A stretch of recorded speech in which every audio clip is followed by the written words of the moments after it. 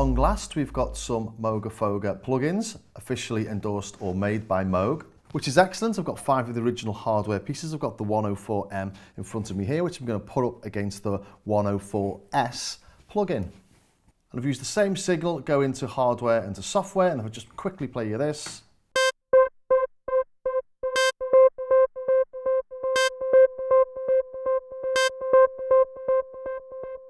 One of those is going to your left ear, one of them's going to your right ear. It's not perfectly mono, which means there are some differences, but you can hear it's quite slight. It's not a huge difference there. But before I go into that, I'm just going to show you a few of the differences or a few of the capabilities of each of them. If we look at the MoogerFooger plugin, we've got time, feedback, LFO, rate, LFO amount, and the mix, which we can use like a CV input like you've got on the original.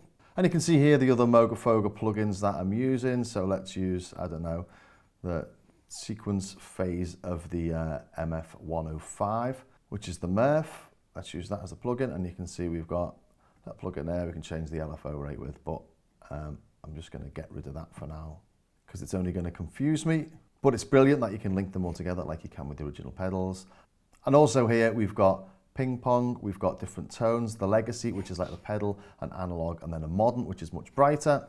We can have strict or loose timing. I've put it on loose because I'm trying to match the original, which is a little bit loose because I'm syncing the original to the door. You can see it's flashing red at the minute. If I press play on the door, flashes orange, means it's in time, but it doesn't actually hold time perfectly, which is why you hear, when I played that little bit before, maybe some differences in timing. You can hear it maybe changing tune slightly.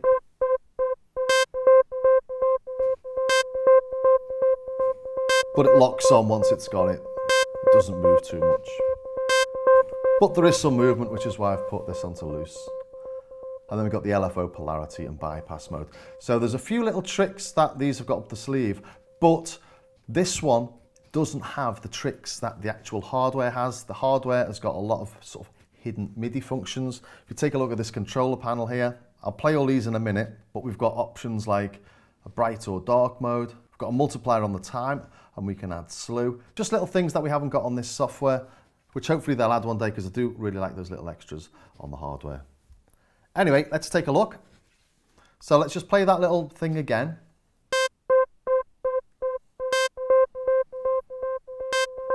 This is just the hardware.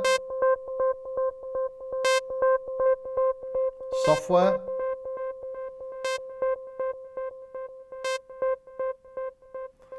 I couldn't work out which one was brighter or which one was darker, so I just recorded those and I throw them into a sampler. And here we've got those notes are from the software and these are from the hardware. And you can hear there are tonal differences. The hardware sounds a little bit more fluty, and that could well be because of the drive circuit. So the first thing I did was have a look at the drive circuit. On the hardware, you can see it turns and sounds like a pulse, like a buzzy pulse. We can see it clearly doing that on the drive circuit. And on the output level, it stays the same as the drive circuit. I'll show you why I'm explaining this in a second. So we can keep that buzziness but reduce the output level.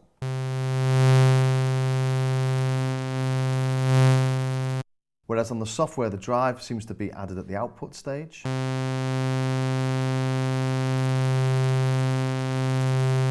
We're getting that saturation effect as we turn the output up, not as we increase the drive. Got a little bit there, but that's because the output's up a little bit. So just something I noticed immediately because I was trying to match the sounds.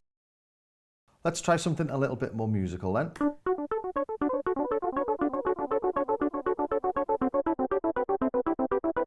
You can hear the hardware's taking its time trying to sync up. On every loop, it seems. But they're quite close. So just listening to the hardware, let's add some feedback.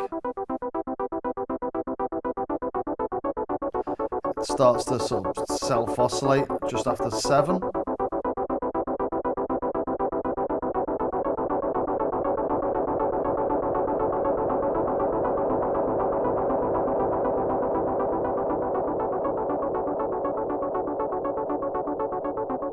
Sounds gorgeous, doesn't it?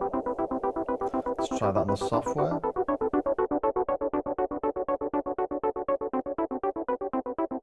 So we're not getting that feedback loop.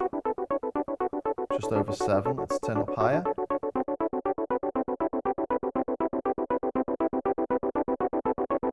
There you go. It's kicking in about now, about 9.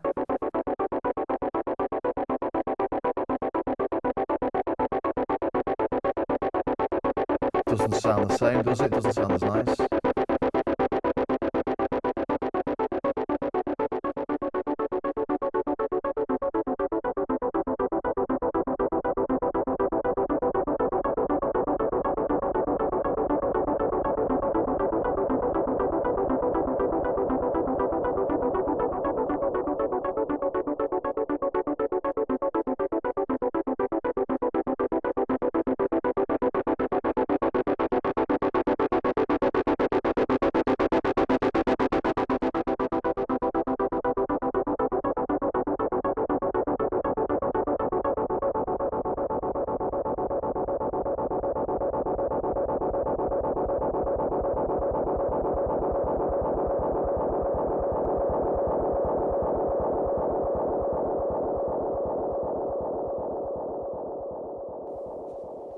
Just trying that to stop in on the software alone.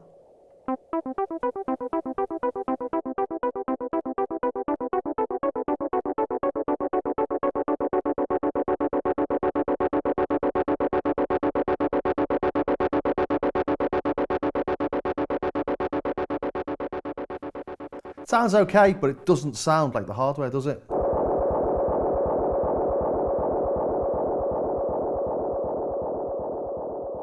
Okay, so we've discovered the way the driver and the output circuits interact is different on the software, and we've discovered the feedback doesn't sound quite as nice. I don't think it does anyway. Let's take a look at these additional parameters that you get on the hardware. Here's a controller panel that makes use of all those extra MIDI functions that you get within the hardware. We can see we've got stuff here that we don't have on the front panel, like bright mode, dark mode, a multiplier and slow. So this is bright mode, or normal mode. Dark.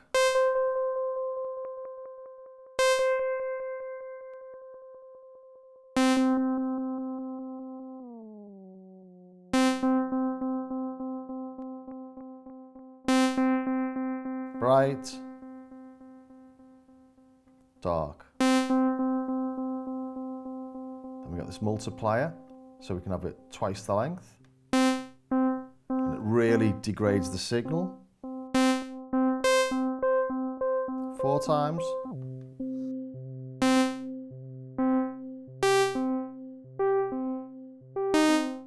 Some really crunchy stuff from this.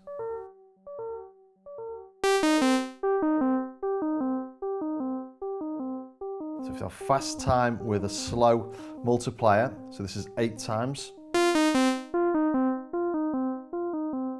Just gets really dirty.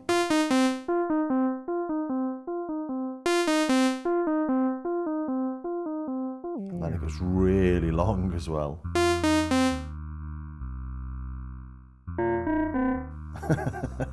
It's cool, isn't it?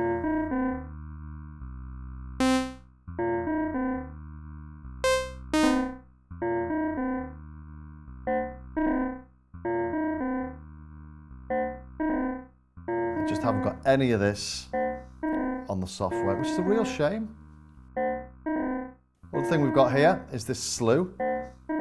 So let's add some LFO.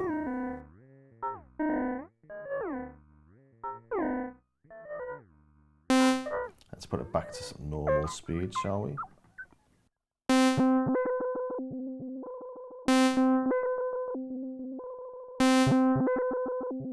Actually, if we just hold a note on.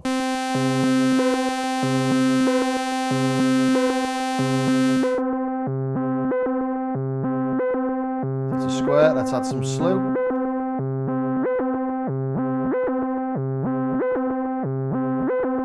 We can hear it sliding everywhere. Got sample and hold with slew.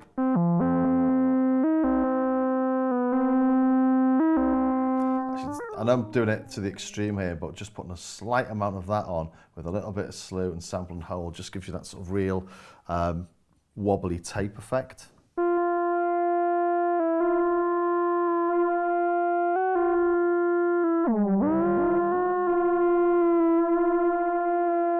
Put that on a chord or something, it sounds really nice.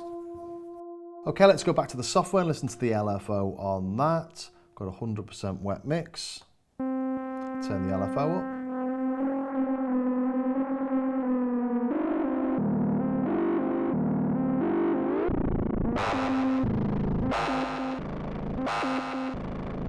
And that doesn't sound the same as the hardware. Do the same with the hardware.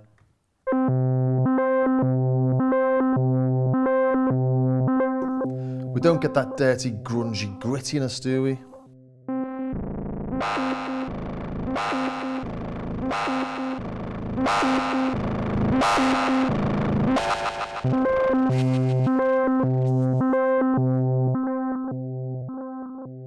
But it is a nice effect that you get on the software, not the same as the hardware though. Let's try and play with them both.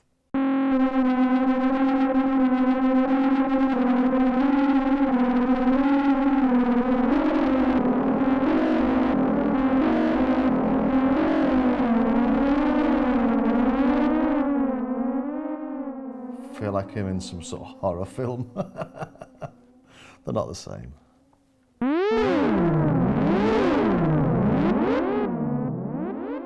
The very fact that the rates are different at the minute doesn't help.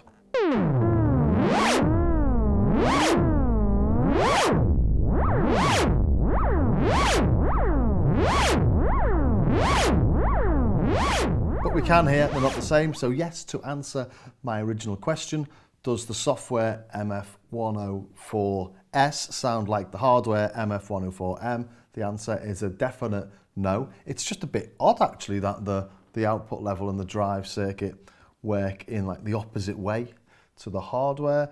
It's a bit of a shame that the software doesn't have all those extra bits, those extra hidden functions you get on the hardware.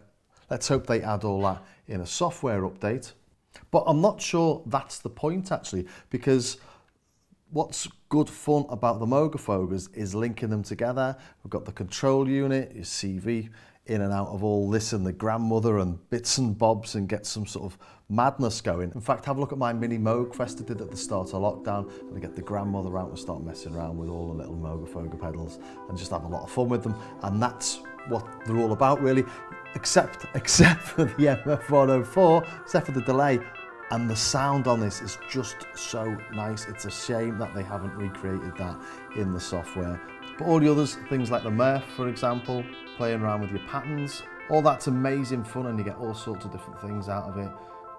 As I say, playing around with these CVs, I'm going to disappear for hours and hours doing nice things with these. I just know it.